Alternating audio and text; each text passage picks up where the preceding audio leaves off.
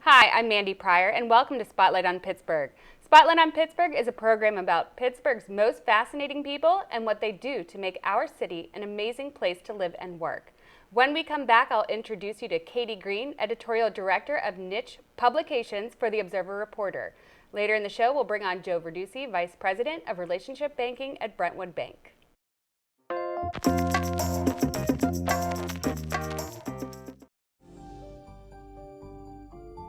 Our family was drifting apart until we found a connection. You have the power to change your child's life. The Boys Town National Hotline can help.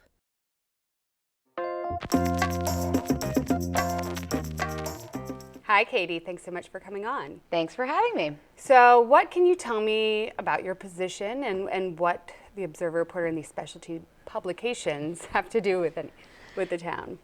So the Observer Reporter is the daily newspaper in Washington and Greene counties and the Mon Valley. Had a little bit of the South Hills with the Almanac, the weekly community newspaper. My publications are, there's so many. We have 4 glossy lifestyle magazines. There's Living in Washington County, Greene County Magazine, Mon Valley Magazine, and South Hills Living. And those, of course, Did they name the Greene County magazine after you? They did not. There's an E on the end of that one. No E on the end of my name. But we have those, and then we have South Point Today, which is a quarterly publication. I also handle all of the company's event publications, so there's a little pocket guide for the Quirks and Kegs Festival, the Food Truck Festival. We are in the 2nd year of a partnership with the Meadows Racetrack and Casino, doing a kind of one-off glossy magazine for them. And then there are a whole bunch of others, and I don't know how many there are. And so typical audience, obviously it might change a little bit, but is there something specific or somebody it's geared toward? I wouldn't say somebody that it's geared toward, obviously geographically, but really what the magazines serve to do is highlight why these communities are so special. The people, the places, the things. It's more of the fun stuff. We let the newspaper handle the hard news and the controversies. Well, I think there's something, special in something that you read that's a little more lighthearted and getting into the communities and finding out more about people. So how long have you been helping with this special publication side? So my role is actually new for the company, and I've been in it for almost 2 years now. And prior to that, I was the editor at the Almanac, the South Hills community newspaper. And I know that people might have questions about what does an editor do on a typical basis? Like what is your primary focus when you're in there doing your position and putting these magazines out? So there's no typical day, because it depends on what we're working on and where we are in the process. I basically oversee everything from start to finish. That's brainstorming to getting it off to the printer and making sure it looks perfect. I may jump in and write articles myself. I've been known to go and take photos myself, depending on what is going on. Brainstorming with the staff, assisting our photographers on photo shoots, making sure that the creative is what I want. So it's no pressure at all. No pressure. But it's fun because, like I said, there's no typical day. So it's not like you go into work every day and sit at a desk and do the same thing. I'm out in the community. I'm doing things like this. I'm meeting people. It's fun. Great. And so, when it comes to these magazines, how can people go about getting them? Are they something you can get at a newsstand, or what's their? So they are all inserted within that day's paper, again, based on where you live. And there may be extra copies at advertiser locations, but the best way to make sure you get these publications is to subscribe to the Observer Reporter. And so Shameless they get plug. Yeah, and so they get a lot of viewership then. I mean, obviously the Observer Reporter goes out to I don't know how many households, but a lot of eyes on it. And obviously it's a special way if companies are looking to get their names out there. Absolutely. And so what would you tell me is something surprising that maybe we don't know about these magazines that maybe you've come across over the years? Something surprising that people don't know. Didn't mean to stump you. I so know. We can I always know. come back. I mean, there's really a lot that goes into them, and I think people know that. But, people are always so excited to be featured or to be a part of them. I don't think I'm answering your question. You're gonna have to come back. You did. I think the features are kind of important, and sometimes when there's inserts in papers, it can be put to the side. But obviously, if there's special content, then it's something you want to open up and maybe make part of your coffee on a Sunday. Exactly. And so, what is what kind of is the newest of the magazines or the newer magazines that are out there? So, Mon Valley Magazine has only been around, we're going into our second year of publication for that. I think third year, sorry, the years are creeping up on me. But we started that one when we made more of a focus to get into the Mon Valley and cover the Mon Valley with news. And we thought since we're focusing a little more there, let's also add a magazine.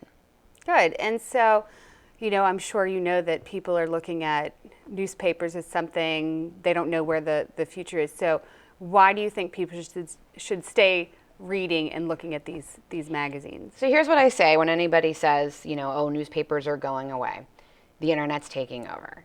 You're always going to need a trusted source to get your news. And I really emphasize trusted. Yes. There's a lot of stuff on the internet that, just anyone can get on and type and put on social media and it goes viral. But it's not real. It's, to use a buzzword, fake news.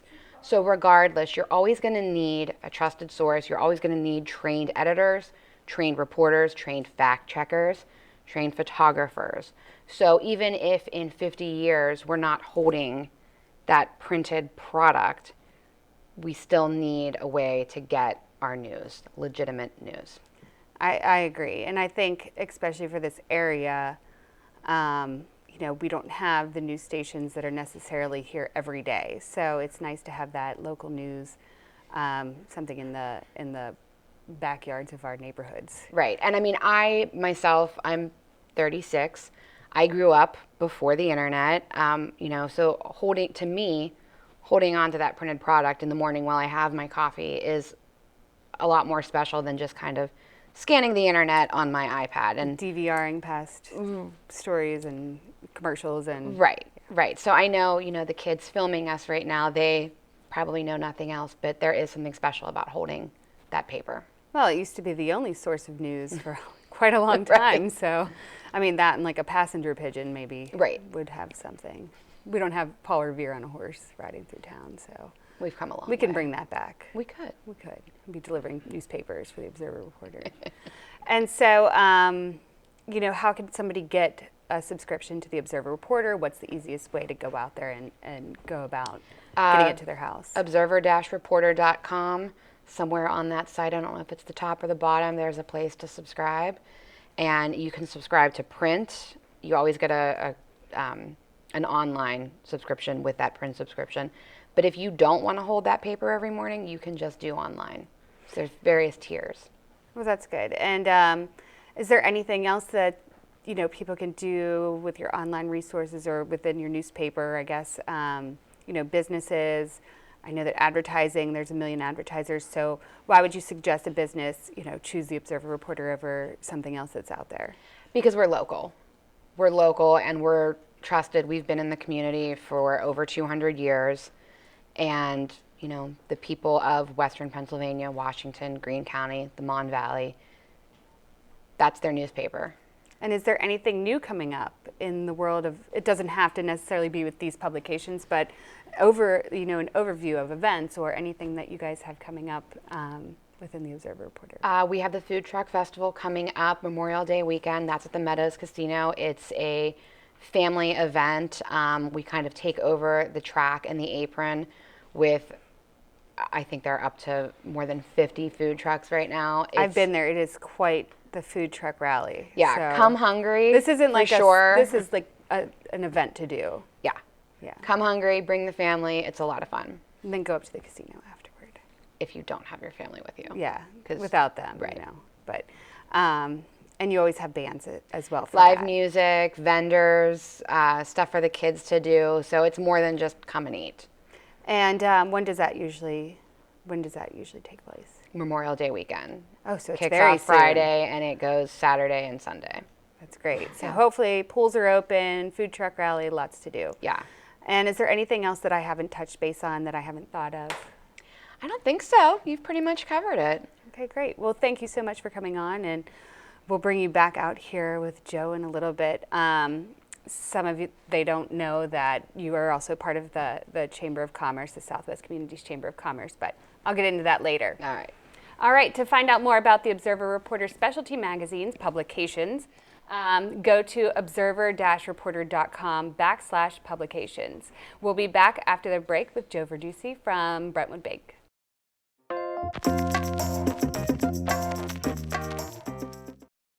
Sometimes it's hard to see where you're going, but you have the power to change your problems. All it takes is courage. YourLifeYourVoice.org.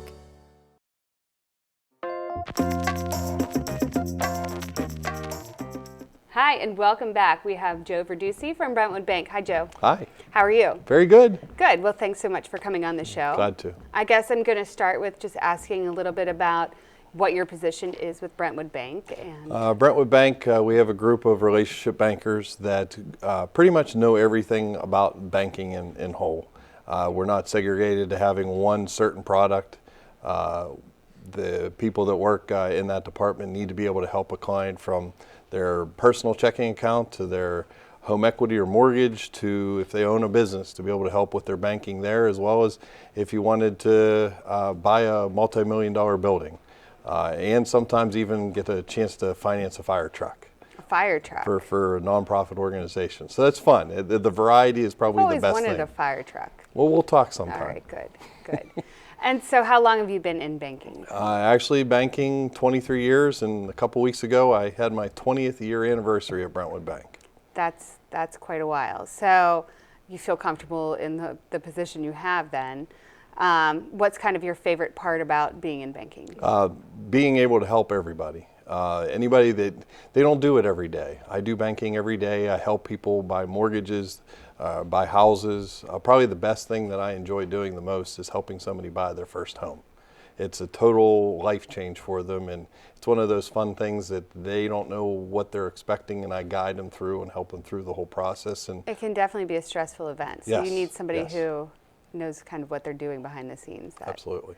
And so what kind of makes Brentwood Bank stand out among all the banks out there? Well, most banks will say customer service, and unfortunately I have to say customer service, but the good part about Brentwood Bank is no one leaves. Everybody is, like, for example, I'm there 20 years. Most of the people at the bank have been there for a long period of time. So then you get to know the customers, you get to know people, and then those people like to refer other people. A great example is I just did a mortgage for a couple that I have done a loan for their parents, and I've done a loan for their grandparents. Now, I'm not that old, but at the same time, it's a really fun experience to be able to help a whole family do something. So it's very community driven then. Yes. And absolutely. so how many locations do you have? We have 4 branches, one in Brentwood, of course. We have one in Bethel Park and South Park, and then our brand new office in South Fayette, Bridgeville area, near the Aldi's and Starbucks, of course. So you can get Starbucks, Aldi's, Yes. go do your banking. It's all Of course. just. It's all Isn't there a area. Jimmy John's? There's a Jimmy John's All as right. well. Yeah. I think I've been by there before. So, and so, you know, having these people and having these community relationships, are you guys active within the community as well? Very active. Of course, you know that because of Well, I the know about Chamber the of Chamber of Commerce. Commerce, but you know. I mean, one of the other things that we try to do is belong in the community. For example, myself, I was the president of the Bridgeville baseball program for 10 years. I'm heavily involved in the Rotary program. Involved in our church with the Basketball Upwards program. It's really fun to be able to know the people in your community, and to be honest with you, it helps them have a comfort level coming to talk about their finances, because sometimes it's a little bit of taboo talking about banking with people. Yeah, I think it's something that definitely scares people when they're first approaching it, even when they've been, you know, dealing with their own finances for a while. People avoid it. Mm-hmm. So how do you kind of get them to open up and? It's more of an education. And to be honest, it's one of those things where just getting comfortable with a person and not having a problem talking to them about it. And then I just educate them, give them their options, help them decide on what to do and what best fits them. That's probably one of the best things about Brentwood. Because we're a small institution, we have the ability of molding things into what they need instead of the larger institutions that pretty much just have cookie cutter products and services that they can do. So we're able to mold to what they need. And so how long is Brentwood Bank? I don't know if 95 years. 95 years. 95 years. So how long was the Brentwood Bank original in Brentwood? Which, by the way, this is embarrassing enough that I didn't even put two and two together with About Brentwood, yeah. 95 years of Brentwood. How it started was with an orange crate. A group of gentlemen had an orange crate. They went down to the rail yards or the places where the steel workers would come back into town. They'd give them their check, and then they would take their books, go back to the branch at night, do all the postings, get their cash or whatever they needed, meet them back at the station the next morning and give them back their money or their deposit slips or their bank books. So it's really neat to see how it has come from there. So it seems like it was kind of taking after It's a Wonderful Life, sort of. That's what I'm getting in my head. Sure. And so now with the new digital age and banking moving more digital, how is Brentwood, staying up to date? Probably the biggest part is nobody comes to the branches anymore, which is fine, but you have to be able to reach those clients to be able to help them or have that communication. So you do all the emails, electronic banking, businesses, we have the scanners and being able to give the businesses that capability electronically. Probably the biggest thing is education on how to use those services, and some people just giving in to making sure that it's secure and very helpful for them to be able to, everybody's at a fast pace and they don't have time. So it's probably the biggest part of teaching people on how to take advantage of that technology.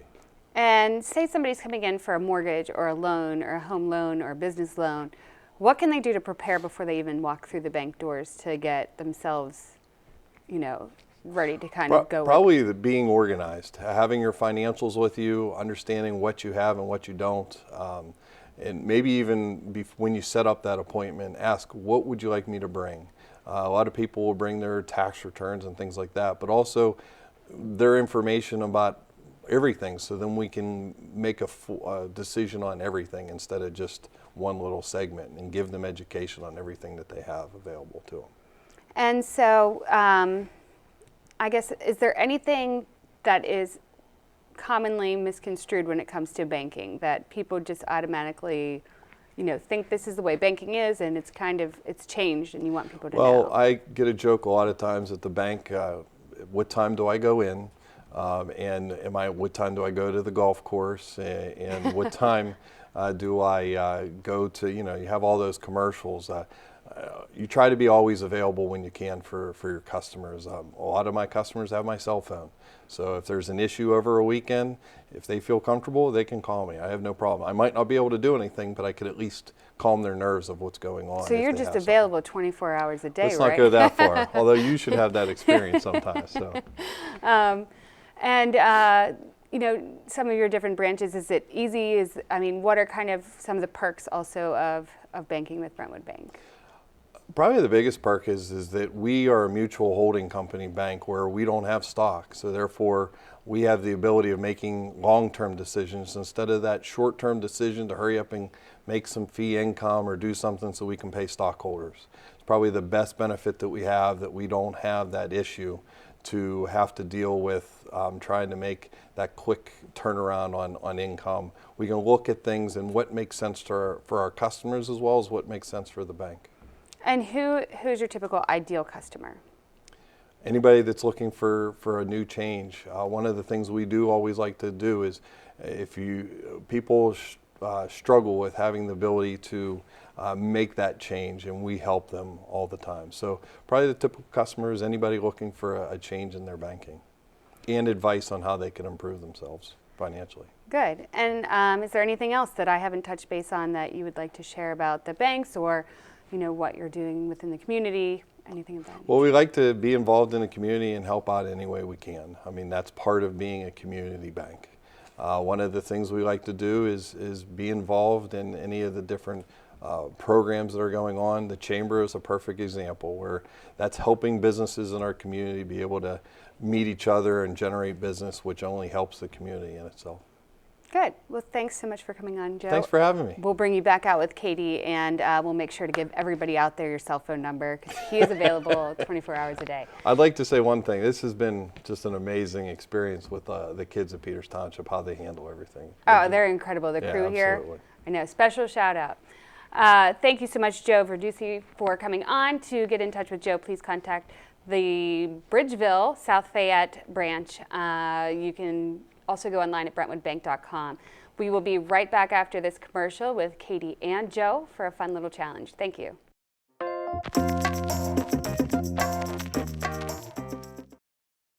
Here's something we bet you didn't know. Nearly half of all cancers can be prevented, mostly by making changes in your diet, controlling your weight, and of course, by not smoking.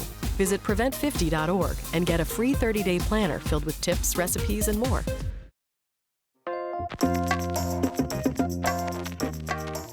Hi, and welcome back to Spotlight on Pittsburgh. So we have Katie here and we have Joe here, and I say it so loosely because I am director of the Southwest Communities Chamber of Commerce, and they are my vice president and my treasurer, and I see them all the time. So Katie Green, Joe Verduci, which I actually still mispronounce his last name. So, you know, being that I know them as well as I do, and we have a lot of fun at our chamber and kind of promoting stuff within the community, I thought, let's do a game. Let's do a fun challenge with Joe and Katie today. So we're going to do an emoji challenge. I'm not sure how well this is going to go, but Just at for least the it'll record, be, I've yet to use an emoji. You're just not very. We are totally changing that. Yeah. But you're my not an dad emotional uses the person. Spock one, so.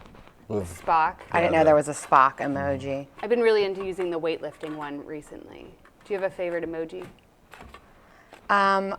I do a lot of the smiley face one with the tears because The they're tears, laughing. the yeah, laughing, the yeah. sideways. I Yeah. use that one a lot too. Yeah, apparently things are Better than saying LMAO. I'm Yeah. dating myself. I already told you all how old I was, and now I'm dating myself because I'm taking you back to the. There's some America of them I Online still don't Instant even know, Messenger. like they go too long with the. All right, so the first question is, and you're just going to reach in and just, this is just going to be what your emotions are. I'm reading inside your minds. The first one is going to be, what do you think of driving on 79? Go ahead, just take one out. All right, Katie, you're first. She loves it. She's a big fan. Great. And what about you, Joe? Well, I know Katie wanted this He is not a fan. He got the. the poop one. That's why I had. I think it's actually chocolate ice cream, but everybody says it's poop. I think it's chocolate ice cream, soft serve. Anyway, is that too much? Did I go too far? All right. All right. So the next one would be, what do you think of specialty publications? Observer Reporters. Look for the poop one. Don't yeah. get the poop one. Yay! And Joe. Oh, you love them. Oh, I do. He loves them. He loves them. All right. So He's sucking up because he wants a cover. Yeah, Obviously, what is the? How do you feel about banking at Brentwood Bank? No pressure. Thank you. Oh, I love it. Of He course. loves it. Katie, do you feel the same way? She loves it too. I Keep getting that one, yeah. All right, I'm trying to. This could go either way. I'm going to have to put myself on the line here. What do you think of Spotlight on Pittsburgh? My goodness. No I guess pressure. I love it. Poop. All right, and the last one. It is, was good though. It was- I really don't feel it that was way. soft serve. And the last one is, what do you think of the Southwest Communities Chamber of Commerce? Oh, Since you that- guys both participate, and I can see mixed I can emotions. see smile there. Good, good. Oh, I love it too. So now that we know all of our thoughts through the specialty publication, the specialty show. Sorry, there's a little action in the background right now. You know, I'm really happy that I had you guys on because I wasn't sure about some of the answers, but hopefully we'll continue again with this conversation soon. This is how we run our board meetings, by the way. A special thank you to Joe and Katie for visiting the show, as well as volunteering your time with the Southwest Communities Chamber of Commerce. Also, a special thanks to all of my board members for their time as well. To find out more about the Southwest Communities Chamber of Commerce, go to swccoc.org. Thank you once again for watching Spotlight on Pittsburgh. Please follow us on Facebook and Instagram at spotlightonpittsburgh.com, and join us again when we shine the spotlight on 2 new guests. Thank you.